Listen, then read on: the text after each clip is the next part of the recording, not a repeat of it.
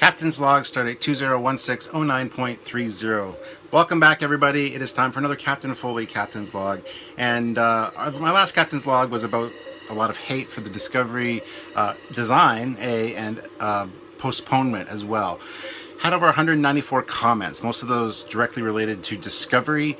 I'm not going to read them all in this one. I'm going to kind of go through and selectively pick some of the ones that I want to show you guys, because that would just be too long. Last one's over an hour long. And I did kind of specifically ask we try to keep the comments away from Discovery last time, but it makes sense. I mean, it's the thing to talk about right now.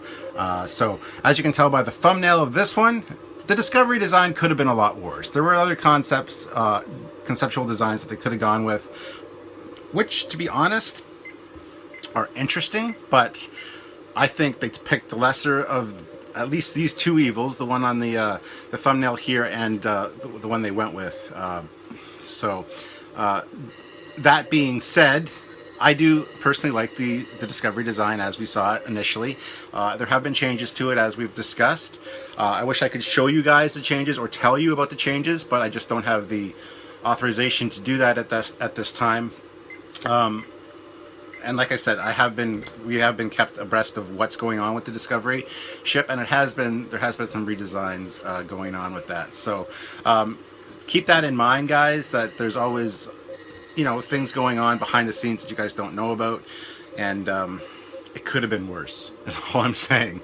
I understand that people don't like the design. I got a lot of flack in the last one for, in one breath I say I praise the Discovery design, and I go on to say that I didn't like Enterprise or the JJ Prize, Enterprise the series or JJ Prize, which I understand. Everyone is entitled to their opinion, and I'm not being the cheerleading squad for the Discovery, as a lot of people have suggested that I am. I just like it. I think it's a cool design. There's a lot of potential there, and the way it's kind of evolved, I think a lot of you guys that hated it initially will like it. And it's like the Enterprise D when TNG came out. Whenever something new Star Trek comes out, there's always the haters out there that are criticizing and critiquing it, and that's par for the course with Star Trek. So there is that. So I'm not the cheerleading squad for it. I just like the design. Everyone is entitled to their opinion, and you can express that. You can say that I don't like the design for these reasons, but when you start to get kind of very negative and start to, it's ugly, I'm not watching the series because of it, that seems kind of odd to me. First of all, you're a Star Trek fan. You will watch the series eventually at some point, I'm pretty sure. Probably 90% of the people that say they'll never watch the series because they don't like the Discovery design will eventually go on to watch it. How can you not? I mean, I'm not a big fan of the NX-01, or Enterprise as a series, but I've watched it now 3 times, and I'm watching it again, and we're going through it again. I'm going to pay more attention to the 3rd season this time, though, because this, like I said in past Captain's Logs, this Indy story arc kind of threw me out of it. But I'm going to try to focus a little bit more on this one, and, season 4 was great. There's a lot of great episodes in all the seasons. So it's not that I hate Enterprise necessarily. It's just not my favorite series. But it's Star Trek, so I'll watch it. I say the same thing for JJ. I always have. If you go back and watch my other videos, I'm like, it's Star Trek. You need to watch it. You don't need to watch it. I'm not telling you to watch it. I'm just saying it's Star Trek. I personally watch it. I own all the JJ movies. Not a huge fan of them, but I'll throw them in occasionally. And they do have their excellent points, their excellent scenes, their excellent character development moments, things like that. So it's all perspective based. Okay, so I just want to put that out there for you guys, that I'm not the cheerleading squad for Discovery. That's not the case at all. I have a lot of high hopes for it. I am bummed about the postponement, but they need to do what they got to do to make it good, in their opinion at least. You might not think it's good even after it does come out, and you're entitled to that opinion. So I just wanted to diffuse a lot of the hatred right at the beginning of this video. This video is going to be more, I've got a few things to show you guys that I picked up recently that is very cool. I also want to go through some of the comments and address some of them. I'm not going to address all of them, like I said, as that would just take too long. Anyway, I hope that you guys at least appreciate the fact that the design could have been much worse, and that's what I'm trying to get at here. The design that I have in the thumbnail here is very much a concept design, just like the McQuarrie Enterprise was, and it's very Star Destroyer-ish. It's got a Star Destroyer with a Enterprise secondary hull and nacelles and whatnot attached to it. So if that would have been the actual one that came out with, I wouldn't have liked it personally, because it doesn't fit my Star Trek aesthetic, which is the saucer and things like that. So, you know, we're fickle fans in a way, because we like what we like, and I want to get this point across to you guys. I do not like the Ralph McQuarrie Enterprise concept as it sits as a drawing, and we discussed that in our mission briefing on the design. But there's been redesigns of it over the years that fans have done, 3D designs, which look stellar. I mean, they look great. Redesigns are great. And I think the way that this was redesigned for that initial broadcast to us as fans, I liked it personally. I thought the 3 Bizarre collectors on the nacelles were kind of a cool idea, especially when we found out the era it was set in. I think that was a neat kind of progression towards even TNG nacelles on the D, where there are actually 2 Bizarre collectors in each nacelle end. You can see them both lit up, and I don't know if they intended to have those as both Bizarre collectors. In cutaways you do see that, but I think it was initially just a lighting thing. There were 2 lights in there, and that's how it just came out. And so they made that for the technical aspect of it to be just that, to be 2 Bizarre collectors in each nacelle.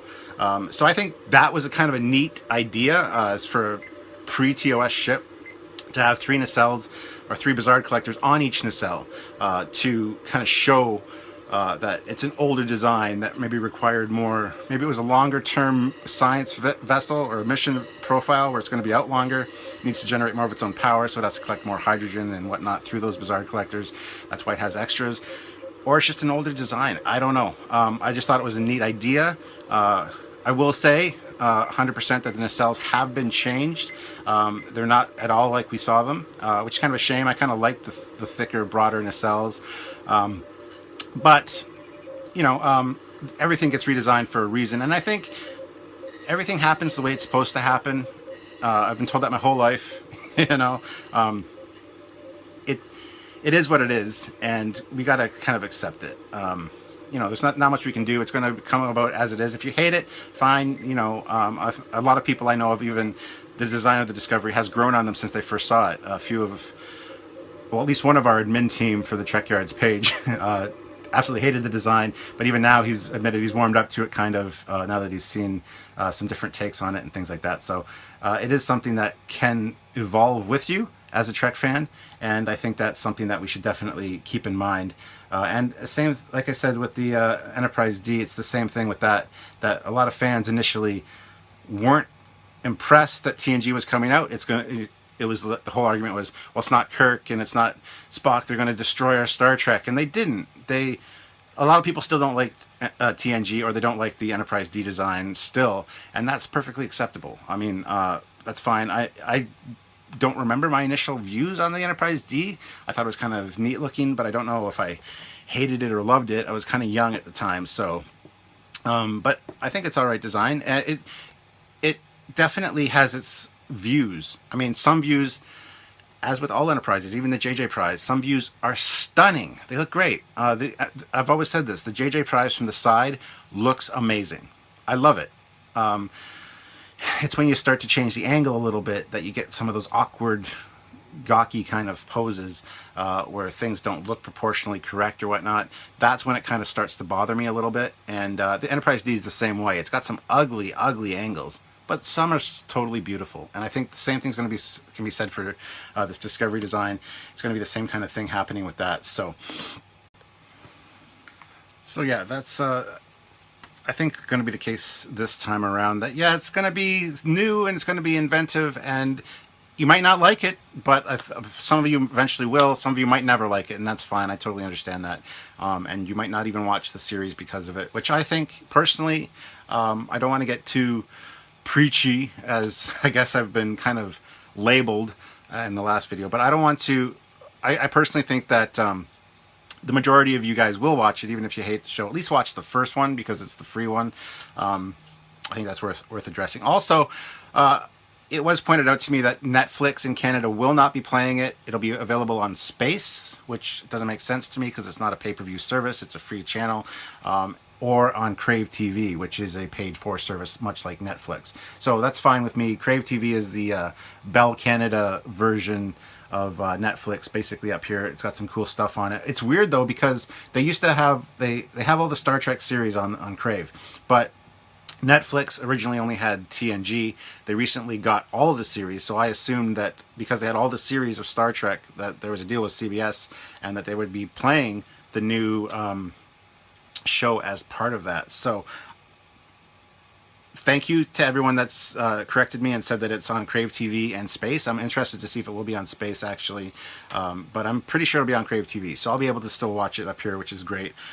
So that's one of the things that kind of got pointed out to me in the last one. I was under the impression that it was going to be available on Netflix up here, but apparently that's not the case. Other countries maybe, but not Canada. So I apologize to everyone who I got that wrong for. So anyway,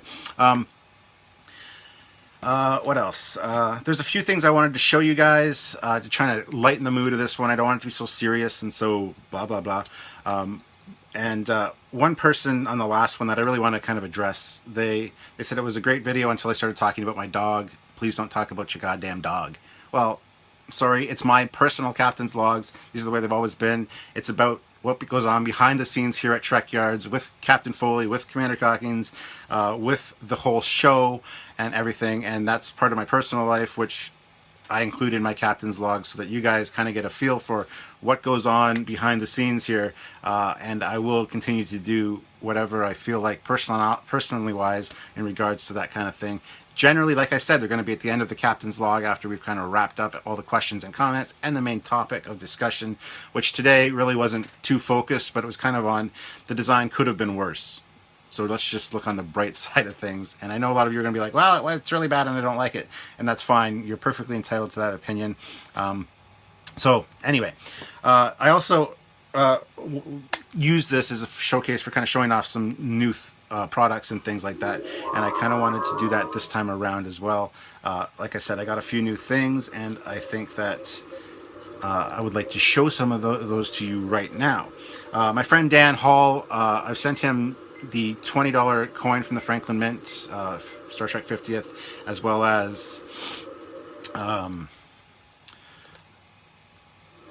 the quarter as well, but I've got a few more things for him because there we go. There's stuff from the Canada Post as well. He's a big Scotty fan. He actually knew James Doohan. He was friends with him, and he was quite upset about his death. Obviously, they had supper a few times together. So I got him this. It's a prepaid envelope. We got the Scotty stamp, the Scotty thing. There's a bunch of really cool enterprises and communicators and stuff on there, and on the back it's got a history of Scotty. Now this is basically just a prepaid envelope you can get from Canada Post. There's Kirk and Spock ones as well as a few other ones, a Klingon one which I have to go back and get because I didn't have them at the time, but I got that for him, which I think he's going to absolutely love.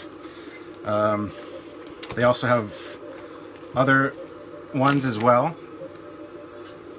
There's this one here, which is there's Apollo's hand holding the Enterprise, and it's got the little Enterprise stamp in the corner. Very cool. And it talks at the back just about the Enterprise and being designed by Matt Jeffries and under the command of Captain Kirk. And you got the Enterprise schematic as the backdrop for that. So that's pretty fantastic as well. Absolutely love the art on that.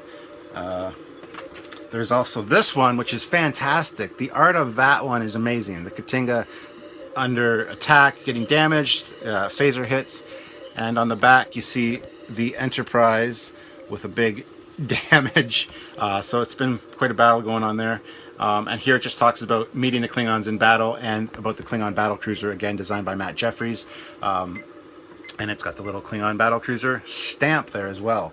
So there's these. If you're interested, it's Canada Post. Look up Canada Post on Google. I'm sure you'll be able to find it.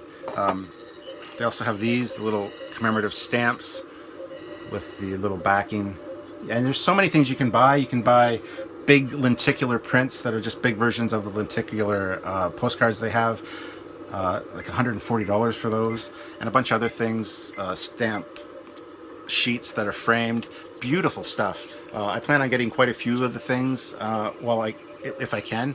I'm also trying to get some of the standees and promotional art for the thing. So another thing that happened, Dennis Young, he wrote a book about the Sentinel, which was designed by Bill Krause. He loved the design, contacted Bill, said, I got a story idea, I'd like to write a little story. Bill agreed, and so we got Sentinel Into the Breach, a Starfleet saga. Now this, I contacted Dennis Young, he sent me out this copy. It was $15 shipping from the States for this, which might seem like a lot, but Bill Krause is a friend of mine. I know him from Wonderfest. We've done the Trekyards Originals episode on the Shangri-La design. So I needed to get this in case we do a Sentinel episode. We can include some of the facts and stuff about the ship from in this book as well. It's a great read so far. I'm only on page 10. I don't know if you can still get them. I know Dennis Young had a very limited amount printed, but if you look up Dennis Young on Facebook and contact him, you might be able to snag a copy. It's pretty interesting read so far, and I'm looking forward to finishing that. So I just wanted to share that one with you guys. Okay. Also from the Canada Post, we got this little Canada Post stamp dispenser. You buy a roll of stamps, like $42 or whatever, and you can buy the stamps that are the Enterprise and the Klingon bird, or the Klingon D7, and you just put them in there, and you got this little stamp dispenser. So it's got Star Trek 50th on the back, got a Klingon D7 there, Connie, or you can use it as like a bank, piggy bank kind of thing as well. So there's that. Also, the little light up shuttlecraft from the running press. I've got the communicator, the Enterprise, and the phaser from them as well. They come with a nice little book inside that talks about, the shuttle and different things like that. So they each come with their own little book, and this is a light up shuttle, like I said. There it is on the back of the box, side. This was $16.95 Canadian. It's $12.95 in the US and £7.99 in the UK. But here it is here behind me. Very accurate little ship. And you've got a little switch on the bottom. You turn it on, you got the glowing engines on the back. Now the only problem I had with this, one of the nacelle caps was on and it wasn't centered. It was hanging down quite a bit. So there was a lip there, and it really kind of bugged me. But since I'm a model maker, I popped it off, which wasn't easy, I might add. The glue is very strong on this, so popped it off and fixed the placement of it. So it's pretty cool. It's actually about the same size as the Eagle Moss version, I believe. The Trek Collector Chris Judge did a review of it and compared it with that. So very accurate and cool looking little model. And of course, I've got the Enterprise here. The phaser and the communicator in the other room, but this is the little Enterprise from the running press as well that you can get that lights up. And the only complaint I have about the Enterprise is the nacelle struts are angled back a little bit. But other than that, like, you can't really tell from most angles. From directly side on, you can see that it's a little inaccuracy, but not a huge deal. So that's going to be back there for this captain's log. So that's that. Go pick one up if you're interested. They're very cool, and if you can snag all the other ones too, you might as well. I'm hoping they come out with the tricorder next. But like I said, I've got the little communicator, I've got the Enterprise, the phaser, and the Galileo now. So. Also, when we were in Denver, we ran into a gentleman, can't remember his name right offhand, but he, oh, here he is, John Garrison, from fansets.com. There's his business card. Go to fansets.com. They've got pins from Star Trek, DC Comics, Harry Potter, and more coming soon. They do fan sets for pins. So he sent us here at Trekyards, he sent both myself and Samuel a full set of their ship pins thus far. Samuel and myself, once Samuel receives his, we're going to be doing a podcast talking about them and kind of reviewing them and promoting them a little bit for them.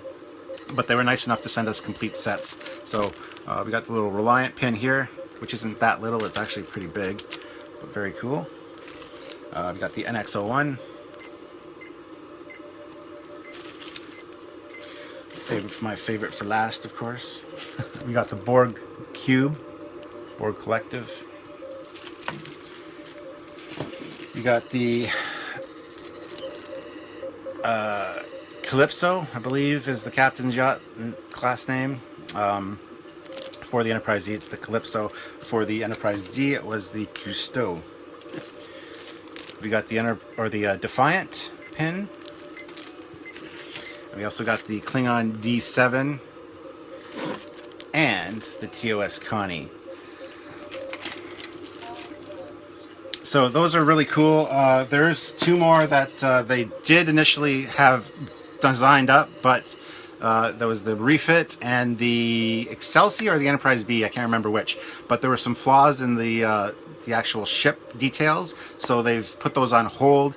Samuel and myself, Samuel was sending them accurate renders of the parts, the detailed part they need, so that they will be able to help develop those pins as well in the future. Perhaps I'll get those as well once those are finished. So fansets.com, check them out. Like they got a bunch of interesting sci-fi and geek pin collections. While I was in Denver, he gave me a few demo ones as well of characters. I got the Gorn, 7 of 9. I can't remember where I put them. I think I showed them off after my captain's log after we got back from Denver. So anyway, guys, I think that's it for the stuff I wanted to show you guys. Also, one more thing I want to mention real quick before we get into the comments and questions is that this weekend was London Comic-Con here in London, Ontario. Sammy and myself did a panel on the evolution of the Enterprise design in universe as well as real life. That Samuel is editing together right now for an episode for you guys. It's much like the 50 years of Enterprise that we did at Ticonderoga, and like at Ticonderoga, Trekyards, as it were, we had internet connection problems at the beginning, so missed about 15 minutes of our panel, but it was still the same thing as Trekyards, where the internet died halfway through. We had some technical issues. You guys have seen that if you've seen the episode. This one starts off with technical issues, but doesn't have any more crop up during the course of the discussion. So it was actually turned out very well, and hopefully you guys will enjoy that when it comes out. Just talking about the evolution of design from the NX01 all the way up to Enterprise E, and then the JJ Prize as well. We included in that as a bonus. We compared the JJ Prize to the Constitution class. So be on the lookout for that, guys. It'll be absolutely great, and I hope you guys enjoy it very much. All right, so let's get on to the questions and comments now. Like I said, I'm going to go through and pick a few of the better ones and just kind of be selective. If you want to see all of the discussions about Discovery in the comments section of my last Captain's Log, please check that out. There's some great theories, discussions, and whatnot, and I would really encourage you guys to look through them. I can't afford the time to read them all right now. I don't want to make this too long for you guys, so please go to the last Captain's Log and check that out. So John Hawkins says, Stuart, very cool looking house, good taste. Thank you very much. Yeah, the upstairs is kind of devoid of all things Star Trek or sci-fi. I don't believe in those being representative in the living room or the main living area of the house. That's very much confined to, the man cave and the Trekyards Central Command here. So I've got more of the medieval, theme up there, swords, weaponry. I've got some Sherlock Holmes things, things like that. Old history, antiques, maps. I very much into my history and things like that. So that's kind of what's upstairs. So Robert Hayes says, I'll watch it, Discovery, but the timeline it's set in doesn't really interest me. I expect there to be more to it. So yeah, there might be. Like I said, who knows what's going to happen. This could really tie up some loose ends even for Enterprise and things. So hopefully that's the case. So Robert Van Tunen says, speaking of tabletop gaming, what are the best Star Trek RPGs other than FASA? Well, there's the Star Trek role-playing game, which I have the main book for. That is not FASA related. I've never played it though, so I don't know. It's kind of like a Dungeons and Dragons thing. But as for Starship Battles, definitely Starfleet. As for did I say Starship Battles? I think so. As for Starship Battle kind of tabletop gaming, Starfleet Battles is the way to go. I think it's absolutely great. That's the one I grew up with. Like I said, I never played FASA. I had a lot of the books and the miniatures and things like that, but I never actually played the game or done the combat simulation with it. I've always been a Starfleet Battles guy, so that's the one I would definitely have to recommend for that. Next is from King Hamster Frisbee 6. Hey, Captain Foley, I agree with you 1701% on Discovery. Actually, I agree with you on just about anything Star Trek, apart from one thing, ships with one nacelle. P.S. I can't grow a proper beard either, and knowing that I'm not the only one really helps out my self-esteem, which is pretty low. Well, I'm sorry to hear that. Well, I'm glad that I help, but I can't do it either. But your self-esteem shouldn't be low. Mine is as well, so I shouldn't really say that. But just try to look on the positive side, and you know, you're a good person. You're here, put here for a reason. I appreciate your comments and whatnot, so please keep that in mind. So Kolahi N7 says they all bitch about the new show, but all of them will be there one day on day one to watch it. And I totally disagree when you say JJ didn't revive the show. JJ is the reason I'm a Star Trek fan now. Well, that's good. I love hearing that kind of stuff. I don't think it revives Star Trek at all. I think it just refreshed it a bit, and maybe did bring in some new people, which is awesome. As long as you know you're watching the older stuff as well and kind of getting an appreciation for all things Star Trek, I think that's great. Even if you just like the JJ stuff, I mean, you're still a dedicated Star Trek fan, so that's awesome. So I'm sorry that I was wrong about that. It's just my opinion that I don't think it necessarily restored the franchise, that Star Trek was a dead franchise. It wasn't, as far as I was concerned, with the merchandising and whatnot. There was still a lot of it's perfect timing, the JJ schematics come up. So but yeah, that's great that JJ brought you in. I think that's very cool. I love hearing that kind of stuff, like I said, and I hope that you watch other Star Trek and get a real appreciation for some of the stuff that came before, because there's some really fantastic stuff. So that's really all I have to say about that. Next one is from Lance Elliott. He says, "Oh wow, thanks for answering my question. I was curious, have you many of the Star Trek novels?" I do have a lot of Star Trek novels, most of which I haven't had time to read, unfortunately, but I have a large collection, which I'll show you guys in a future Captain's Log. I know they're not really considered canon, but I found reading the ones about Star Trek Enterprise, they provide good explanations I think you'd find that Enterprise fit around without messing with your timeline. Yeah, I know some of these. For example, the Daedalus class does exist in the era, and they explain it as an older design than the NX, and even the Enterprise Intrepid class ships. That I knew, that side by side there were Daedaluses and NX class ships, and that the Daedalus class is more like a Warp 3 ship, so like the NX was the next evolution, you know, the new Warp 5 engine. They also address the issue of Enterprise displays looking more advanced than the TOS ones. The Romulans develop a weapon in the Romulan War for digital hacking of hijacking of vessels. To counter it, Starfleet had to rebuild control interfaces to be analog. Hopefully these explanations are more palatable. Yes, I actually love that. I had heard that before as well. That's why there's a more simplistic approach to the TOS kind of computer interfaces, and why nothing's really labeled. As I said before, a lot of times the codes would change. You'd have to reconfigure the panel so that if an enemy did take control of your ship, or in fact hijack your ship or board your vessel, they wouldn't know what the controls necessarily did. It would take them a while to figure that out. So that is a perfectly feasible explanation, and I absolutely love that. Thank you very much for sharing that, as I'm sure that'll help out a lot of the viewers here as well. Carter Baker says, "I don't diss the design of Discovery. Just because it was rejected doesn't mean that it's a bad design. It really was Gene just deciding to test the waters of other designs." And that's exactly right. When you're moving to a new format, such as a Phase 2 Star Trek or a big screen thing, you want more concept designs. You don't want to necessarily just do a refit of the ship you already have. So yeah, it was open-mindedness on his part to accept other designs. The fact that it was rejected, yes, does mean that it was not necessarily what they were looking for, but it doesn't mean it's a bad starship design. It just means it's a bad design for Enterprise, for the ship that we all know and love. It definitely fits into the world of Federation design aesthetics as far as I'm concerned, so I totally agree with that. 1701%. Zero Bang. TNG got a lot of hate from the TOS fans when it was announced, as I discussed. DS9 was hated by TNG fans initially, and a lot of people still haven't watched Deep Space Nine because of that. Voyager was, well, Voyager. Enterprise, again, got a lot of hate from the old fans. I must admit I'm included in that. Not hate, just, ugh, really? They're doing that? Ugh.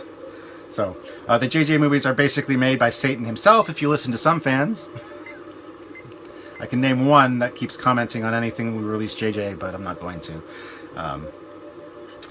Getting hate means people still care. If people were like, meh, whatever, then Star Trek would be in real trouble. And that's absolutely true. The fan film guidelines and the entire Axanar situation has just made me angry, and overall it was a pretty crappy 50th anniversary. I reserve my judgment on Star Trek Star Trek Discovery until I've actually seen a few episodes of it. Level-headed thinking, and I totally agree with your anger issues about what CBS did and the timing that they did it, but I think they have their own reasons for that, and we're going to know that down the road as well. So we kind of do have to wait and watch a few episodes of Discovery and kind of get a feel for what happens after the Axanar situation is resolved, and hear from CBS about why they did what they did. Because I've heard a few different versions of it from both sides, and it's very interesting, and I can't wait till a lot of this stuff kind of comes out in the open. There'll be a lot more to talk about, and a lot more will be understood, I think. You might still hate CBS for what they did, but they do have their reasons, so. Ross Ballmer says, who are these jerks complaining about how the show is going to be PC? Have they ever watched Star Trek before? Remember the show where women were equal to men and the whole crew was international and they had the first interracial kiss on TV? You know, the one that was personally endorsed by Martin Luther King for its positive portrayal of African Americans? And why do they describe every character who isn't white and male as token? How do they figure that? Do they somehow think that they would be more realistic if everyone was white, male, and straight? There's a black person going past my window right now. Are they token too? Where do they live? Nazi Germany? Maybe I suggest that they don't like the positive portrayals of minority groups. Maybe I suggest that if you don't like the positive portrayal of minority groups, that you're probably watching the wrong show. I couldn't have said that better myself. I totally agree with that. So take that for what it is. John Reese says, why are you being so harsh to the fans that don't feel good about the new show? The reason we are so vocal is because we love Trek, and we want this new show to be a new renaissance of what we love and are passionate about.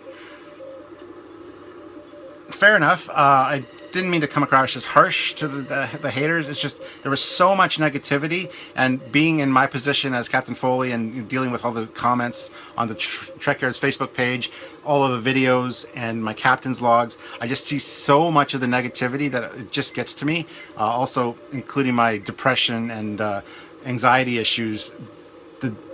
The negativity of it all really does irritate me, and sometimes I let that show a little too much, more than I should. I understand that people don't like it. I get that, and I understand why they don't like it. I don't want to focus on the negativity all the time. There's got to be good in there as well, and that's what I was trying to get across. And I apologize if I was in one of those moods where I just kind of went off on the haters. I apologize 100% for that. I really feel like you guys sometimes are just a little too harsh. You don't like it, so you're not going to watch it. Okay, that's good. You're going to miss out on some good Trek then, I think. So I'm just trying to get that point across, that just because you don't like it doesn't mean it's not going to be good, and that you're not going to benefit something from it by watching it. So sorry to all you guys out there that don't like Discovery. I'm not trying to pick on you. It's not the case. Just please understand that when you see as much negativity about it as someone like myself and the commander and my admin team do on a daily basis, that it just becomes a little overwhelming, and we just kind of want to get our point across that it's not all about the negativity. So I'm glad you guys have a love for Star Trek and you're passionate about it and you want to see something new that you're going to love and a new renaissance for the show, and that's fantastic, and I totally agree with you. So please accept my apologies. one of the regulars here, Enterprise H, says, "You are given the power to choose one facet Klingon design to be included in the new show with the caveat that you will need to explain why it was not seen in Deep Space Nine. The rest will be banished into oblivion. Which design do you choose?" Ooh, the Gull class was really cool, as well as the D10. I'd probably go with the D10, the bigger kind of marine transport ship. I think that'd be cool. And why wasn't it in Deep Space Nine? It was used for planetary assaults because it's basically a transport. It's not really a fighting vessel as far as space battles goes. Perhaps. I hope that kind of works for you. Yeah. He also says, as you know, Voyager brought back technology which reduced the energy requirements of replication to a third of before in the Void. How do you see this affecting the Federation? Well, it would give more power available to other systems such as holographic technology, so you could have holographic crew members like the Doctor and make that a thing. You can have sentient holograms, maybe. I don't know. Just power consumption, power conservation as a whole is a good thing in almost every situation, so it's just a good thing. And by the way, the person who fleshed out the Kinzinsi was called Jimmy Diggs. He's pretty vocal about getting them into Star Trek. You should try interviewing with him. I think you'll like their ship designs. I do love the Kinzinsi ship designs from Starfleet battles, as you know. So yeah, Jimmy Diggs. I might look into getting him on the show. That's a great idea. Thank you for the suggestion. This one made me laugh, so... Richard H. My major concern is the story of the established universe. I hope they can keep it familiar and feel like Star Trek. If they can do that, people won't care about the look of the vessel Discovery so much. It's just right now we don't have an emotional connection to the ship or its crew or the storylines. Patience is key here. Star Trek is like a big buffet. It has something for everyone to enjoy, including self-sealing stem bolts. Absolutely, it's true. You can, even if you don't like the new stuff, you don't have to watch it. You got all the old stuff to go back and watch, and all the fan-created stuff, and all the books. I mean, there's so much out there for something for everybody that likes anything Star Trek related. So, definitely something to think about, guys. And yeah, thank you, Richard H, for that comment. And this one here, I feel I have to address as well. Monty Doran. 50th anniversary Star Trek movies, new television series, new uniforms, cosplays, merchandise, etc. Is it just me in the town where I live in? In every local retail store, I see they have a shit boatload ton of Star Wars toys and merchandise everywhere, but very little, correction, to barely no Star Trek model ships, Funko Pops, anywhere. The only place to find was Target. I don't shop there as much, but the only Star Trek toys I've seen were Funko Pop Deanna Troi, Star Trek TNG, and Borg. No ships, no posters, just a handful of items compared to the other sci-fi opposite franchise. What makes it so bad, Captain Foley, is Toys R Us didn't have any Star Trek, and I literally shake my head like it doesn't exist. Are you serious right now? At first, to my judgment, I thought they were sold out, and Toys R Us sales associate told me that they do not have a lot of Star Trek merchandise. So my question, where do you find or have cool Star Trek ships, or what do you recommend, and what's your take on this? Because this definitely doesn't make sense to me, Captain. Thanks for your time and your feedback. Keep up the awesome work, sir. I agree. I've seen Toys R Us advertise Star Trek merchandise, but I think that's just for Toys R Us in the States, because Toys R Us in Canada has zip, zilch, zero, nothing of it. So that's a real bummer as far as that goes. And I agree with the 50th. There should be more stuff available. I think the reason Star Wars is so prevalent is because it's more of a, I don't want to say lowbrow viewer. That's not necessarily the case. It's more aimed towards kids. It's more action oriented. It's not as cerebral or as accessible perhaps as Star Trek. Or it's more accessible than Star Trek, I mean. Star Trek is very, like I said, cerebral, political, a lot of underlying themes. I think it's much more adult, which brings me to where can you find these collectibles that are aimed at adults that like us that have money, that we grew up as kids wanting this Star Trek merchandise, couldn't find it. Now we have the money to afford it. Where do we find that stuff? Comic shops, Think Geek, StarTrek.com, all these kinds of places. A lot of it you're going to have to find online and have shipped to you. Amazon as well. But yeah, the specialty stores, the collectible stores, the comic book stores, that's where you're going to find this stuff. But I think that's the whole reason behind not having a lot of merchandise out there. And that kind of, it's sad. I would, every time I go to Toys R Us, I'm hoping I'll see something. I never see anything Star Trek at my Toys R Us. So it's a real shame, but that's just the way it is. And I think we have to deal with that right now. But yeah, for the 50th, I think they should have had more stuff and be more accessible. And I agree with you. The next is from Wild Helian 1. Captain, thank you for answering my previous question. I have another one for you.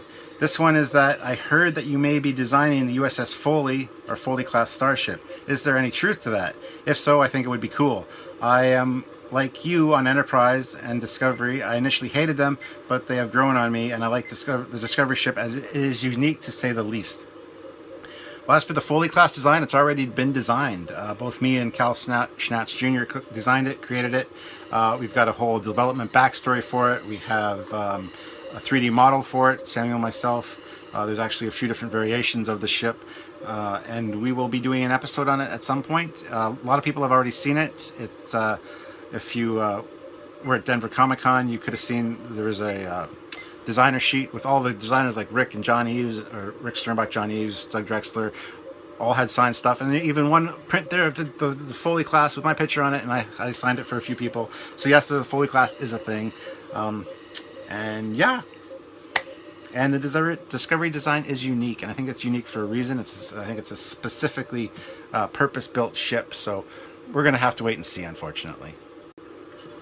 Next is from the Sam's channel. Where can we see the massaged Discovery I keep hearing Captain Foley talk about? Nowhere. On the designer's computer, and he is in contact with us as we know him, and he shares updates and changes with us, Samuel and myself. So you can't see it anywhere because it hasn't been released yet. Yeah, no other official images have been released. It's still a work in progress, so you're gonna have to stay tuned. I don't know when they feel like they want to release that. I haven't heard yet when that will be, so I can't answer that. But yeah, it's available nowhere. I have some on my phone, but I can't share them with anybody or show anybody. Sam and myself have discussed it, talked about it, talked to the designer, and offered our suggestions and stuff we'd like to see on it, and as well to kind of help. So, yeah, sorry that I don't have any better news for you. So Shermanator 1989 says, I'm going to give the show a chance, but given recent history, I'm keeping my expectations very low. I've loved Star Trek since I was a little boy, but so far as I can see, the franchise is on its deathbed, and what's left is commercialized crap trying to milk what little life is left.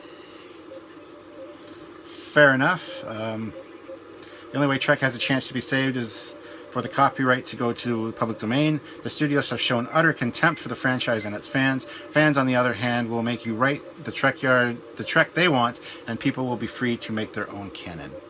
And then it would just be a free-for-all, and there'd be no solidarity, no comprehensive established canon, and it would just be out of control, insane. So I don't think that's the way to go, but I appreciate your input in the comment. Thank you very much.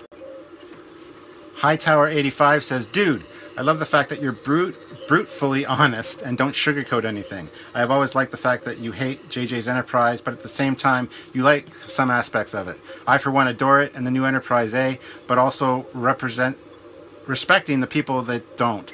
They and yourself and I have opinions, and we are all entitled to them. People are so quick to jump on something they don't like, and they don't...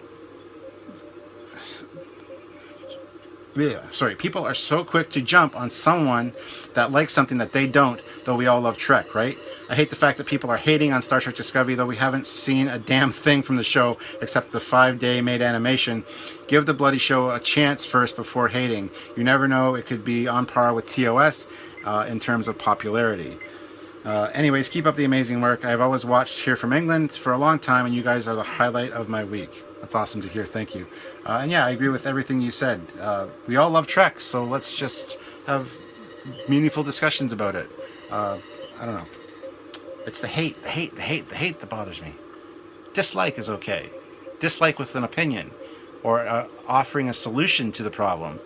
But just to hate something for the sake of hating it and not having a solution to the problem is going to get you nowhere. Garage Guy 879 says, isn't this new show supposed to have a different story arc and crew every season? Not 100% sure, but that's the main gist of what I've kind of got out of it. Since people have first saw the USS Discovery, they started hating it. It seems that people have forgotten that different story arcs for different seasons. And has anyone thought that maybe the Discovery may look and be designed that way for a specific reason? Maybe it's different for a reason. And as far as CBS All Access goes, and no one paying to watch it, remember, there are always things called DVDs, and I bet they will sell very well. I totally agree with that. Everything you said there. Yeah, it could be designed that way for a specific reason, and we could see different stuff in each season. So yes, we can't just judge right away. I think we need to wait and see what goes on with it. And yes, the DVD sales, I'll definitely be buying it on DVD when it comes out, even if it's crap, because it's Star Trek. I've got all Star Trek. I own everything pretty much. So yeah, I agree. Mayak Bozart. Regarding the criticism on the Discovery, I wouldn't say that I particularly like the look of the ships, but I don't particularly dislike it either.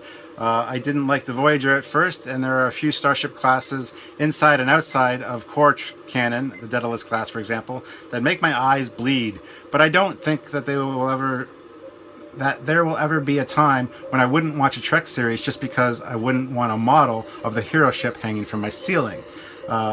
It's a new old design, and for an old time, and I think it will fit in nicely. Regarding your Camaro, so you will walk up to the mechanic and tell them, "You make it go fast." That's so Pakled. Indeed, it is. You are smart. You will make us go fast. And then right under it, WM Pratt 2010 says, "Here's money. Make it go fast." Quote of the day. Hashtag. Initially I wasn't going to read this one, but I'm going to, and I want to address a few things in it. So Empyrean Frost says, people need to stop acting like spoiled entitled brats over Star Trek. And anybody that acts like that openly while knowing the rules of Trekyards should be shown the airlock, and usually is shown it. The new design and McQuarrie designs are awesome, so are the JJ designs. Infinite diversity and infinite combinations, get over it. True Trek fans do not act like spoiled brats over the trivial stuff. They accept the love of Trek in all its forms and make normal, constructive arguments for things they disagree about. Sorry for the rant, sir. Captain Mira, USS Renaissance, NCC 85632. Atheism Ape commented on it and said, Foley has been outspoken in how much he hates the JJ prize. Does that mean he needs to be ejected out of an airlock too? I would say no, because I also say that I love certain aspects about it as well, and I do own the JJ movies despite not really liking them 100%. Like I've said before this whole time, it's all Star Trek, it's all love, and the JJ prize has kind of grown on me a little bit. I've mentioned that in the past little while, now that I've held my nephew's little toy of it, and taking a look at it from different angles. It's not as bad as I first initially thought. I still don't like it, but I've always said from the beginning, it looks great from the side, it's got some great aspects to it, I just don't like the design. It's not that I hate it, but I control the airlock, so I'm not going to be kicking myself out of the airlock anytime soon. So, and he says, I totally disagree that true Trek fans never complain. It would worry me if no one complained. The constant bitching is how you know that they care. Of course, they go way overboard sometimes, but that's fandom for you. And then Empyrean Frost says, very true. It is getting to the point where you can go onto the Trekyards page. You can't go onto the Trekyards page because of the comments and posts. And no, it's his ship. It's not him that is complaining about it. It's not him that I'm complaining about. It's the people that comment on the page. Live long and prosper. So there you go. This next comment just exemplifies what I've been saying all along. John Grubb says, I do not like the ship so far, but I will still watch the show. Hey, it's Star Trek. That's what it boils down to, guys. Love for something that we all respect and admire. Mark Field says, do you ever plan on doing mission briefings on any of the ships from the Star Trek Starflight chronology? I have the book and I've always found it fascinating. Yes, indeed we do. We mentioned the Bonaventure, that's in that quite a few times in certain episodes. I have the book signed by Rick Sternbach. So yeah, I would love to do some of the ship designs in there. We do plan on doing stuff like that down the road, absolutely. So stay tuned for that kind of stuff. Joseph Bryant says, I liked the design of Discovery as soon as I saw it, as did I. And I understand that there are some people who don't like it, but I don't like or understand all the hate that's going around on the internet. Throughout movie history, people have used rejected designs. BB-8 was a rejected R2-D2 design. And from what I've heard, people love BB-8. Initially when I saw BB-8, I was like, oh, I don't like him. I don't want BB-8 to replace R2-D2. But I've grown to love BB-8, okay? Which is the way it is. I'm a huge R2-D2 fan. I now love BB-8 as well. He's not replacing R2-D2 in any way. He's just a supplement. I didn't like him at first. Grew on me. And yes, BB-8's design was 100% a rejected R2-D2 design. So you're saying that you're disrespecting the creator by using BB-8? That J.J. Abrams is disrespecting George Lucas because he used the rejected R2-D2 design? No. It's paying homage to what has come before. And seeing those conceptual things on screen, I think, is a real nod to the designers and developers that have been inspired and loved Star Trek over the years. So he goes on to say here, fans wanted a Star Trek that took place in the Prime Universe again, and they got it. It should be enjoyed for that, even if the series sucks.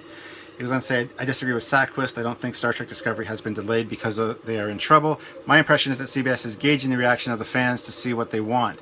They could have waited until a month ago to announce that they were working on a new series and called it a series called Discovery, but they didn't. Instead, they have chosen to tell the fans all about it late last year, and then the show an original concept art for the ship, something none of the previous series have done. Perhaps why we haven't heard anything about season 2 of Discovery is because CBS is putting it off until they see the reaction to season 1. A strategy used by many TV series, including The Next Generation. Irish Trekkie said that he would take the postponement of the first series as good news, that they're working to make the series so much better, and not saying this is going to happen by January no matter what. It's the same with even Stranger Things. I mean, season 1 was released. There was no plans for season 2. It was such a positive reaction that they went ahead with a season 2. And now season 2 is going to be coming to Stranger Things. If you haven't checked it out, check it out. Stranger Things on Netflix. It's awesome. Il Al Scratch says, does anybody else but me recognize the ugly-ass ship design as a rejected Ralph McQuarrie submission? Pre-production proposed design for what would eventually be Star Trek the Motion Picture. It was rejected as the Enterprise refit for being too radical a departure from the original Enterprise. Yes, it's not an Enterprise in this. It's just another ship in Starfleet. So it's not a radical departure. That's the reason it wasn't used initially, because it was such a radical departure from the TOS Enterprise, where they decided to do a refit. It looks a lot like it. It's not the Enterprise. It's not a Constitution class. So I got to jump in there and say that. I remember seeing it in the old sci-fi mag called Starlog. They rejected it for being too radical, when in truth they should have done so for it being so damn ugly.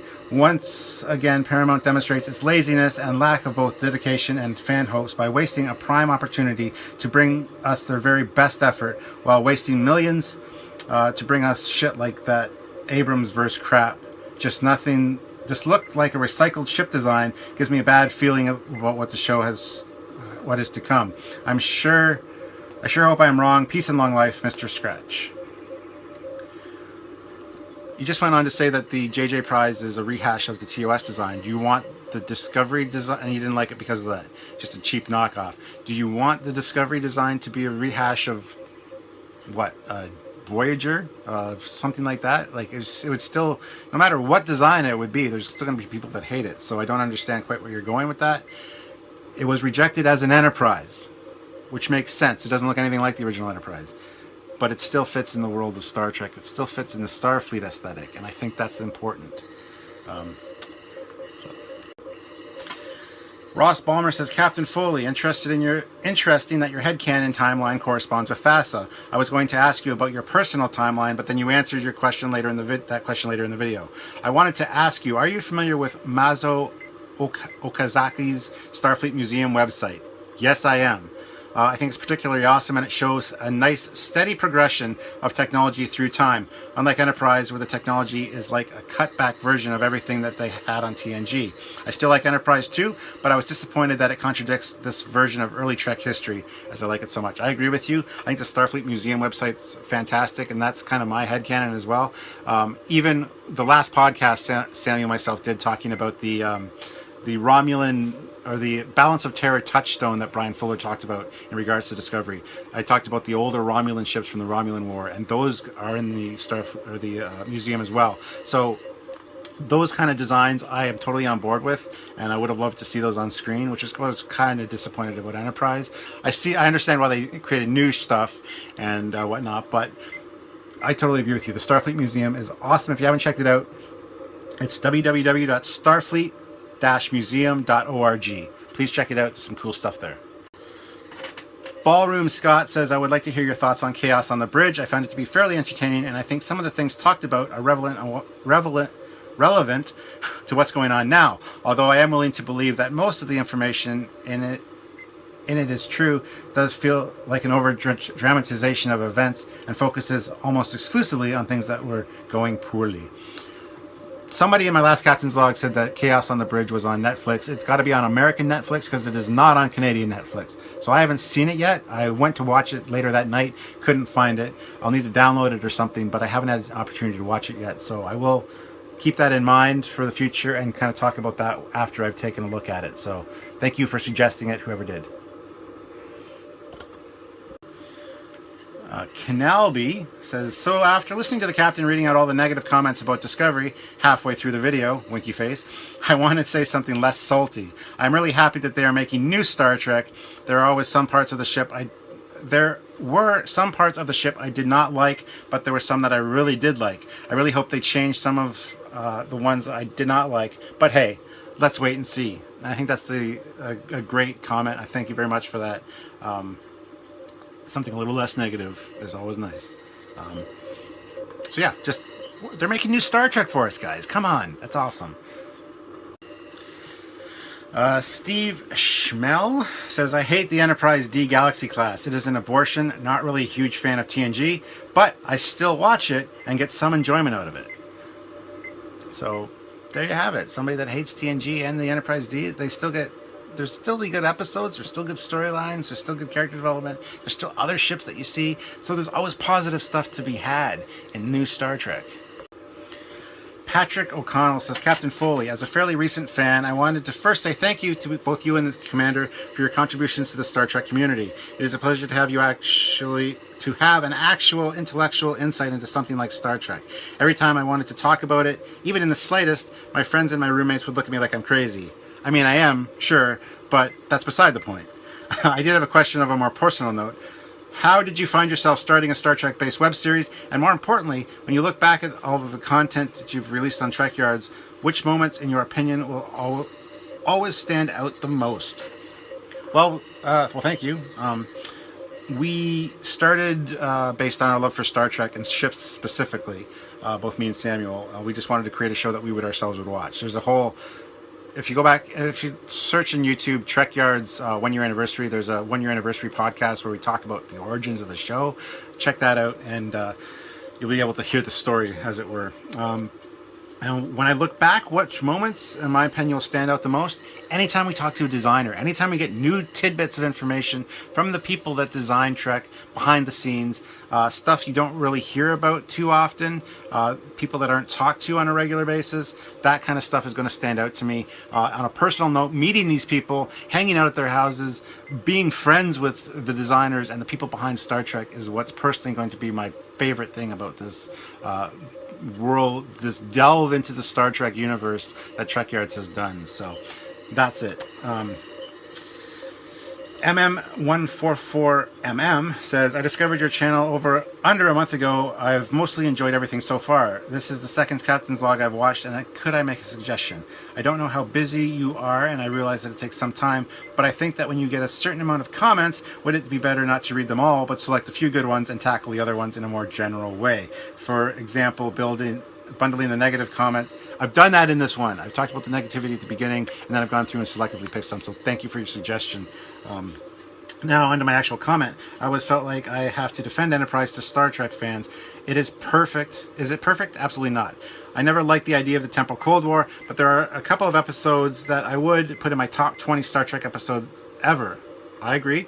I felt that the crew felt more human on the show when they haven't adopted an idealistic Federation mentality yet. One of the episodes that has stuck with me as a result of this is Dear Doctor in the first season. I'm particularly interested in Star Trek Discovery. If the writers tackle the gulf between the morality displayed in Enterprise versus what we saw in TNG and beyond, or TOS and beyond, what do you think? Yeah, I think that would be great. You know, I got to go back to the Enterprise thing for a second. I'm rewatching Enterprise, like I said, with my wife, and one of the comments I made is it's like Star Trek 90210. Everybody's so emotional. Archer gets mad so often about this, you know, the Vulcan showed up. Ugh, the bully's here, you know. It's nothing bad against the show. It's just everybody's so emotional. Everybody's whiny and complaining. Yoshi or Hoshi, whatever her name is, she, I don't want to be in space and wah, wah, wah. I don't know. It seems so adolescent, at least the first part of the first season. Then they kind of start to develop that mentality of exploration, and I don't know, it just Star Trek 90210 is my synopsis for Star Trek Enterprise. I know there's some great episodes. In Amir Darkly is definitely up there with in my top favorite Star Trek episodes, parts 1 and 2, specifically part 2, things like that. So yeah, absolutely, I agree with you. And the last one is Zoid Industries. I know I'm just increasing the length of the next one, but I gotta know, do you think we'll get more of the Cetacean race in Discovery or ever? Yes, I hope so. I would love to see some more of the Catians. Emrys, the cat people. So there. That's it for this episode of Captain's Log. Hope you guys enjoyed it. I'm not going to talk about anything personal. The dog's doing fine and everything's cool. Having some issues with the daughter, but that's, you know, you guys don't want to hear about that personal stuff, so I'm not going to get into all that. That can be something I can save for like a Facebook live feed, I guess. Anyway, guys, that's it for Captain Foley for this Captain's Log. Hope you enjoyed it. Looking forward to your comments and questions on this one. And yeah, just keep in mind, the theme of this episode was, it could have been worse. We could have had a Star Destroyer as the new ship. Anyway, guys, this is Captain Foley signing off. I'll see you guys next time. Bye, everybody.